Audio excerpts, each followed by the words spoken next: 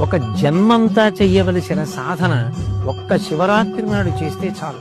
ఇక ఇంతకన్నా నువ్వు ఉపాసన చేయడానికి తేలికైనటువంటి రోజు రాదు. ఎందుకని? ఆయనే జ్ఞానజ్యోతిగా ఆవిర్భవించాడు. యావత్ బ్రహ్మాండం నిండిపోయేటటువంటి జ్యోతిర్లింగంగా వచ్చాడు. ఈ రోజున ఎవరు నన్ను ఉపాసన చేస్తారో, ఎవరు జాగరణ చేస్తారో వాళ్ళని నేను అనుగ్రహిస్తానన్నాడు. 84 లక్షల జీవరాశులలో దేశకాలములను తెలుసుకుని, ఆ తిథి యొక్క గొప్పతనాన్ని తెలుసుకుని ఉపాసన చెయ్యగలిగినటువంటి శక్తి ఎవరికి ఉంటుంది?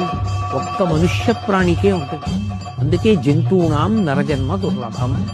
అటువంటి నరజన్మ ఎత్తిన తరువాత మరి మహాశివరాత్రి లాంటి పర్వదినాన్ని విడిచిపెట్టేసుకుంటే దాని వలన ఎంత ఉపాసన కోల్పోయాం.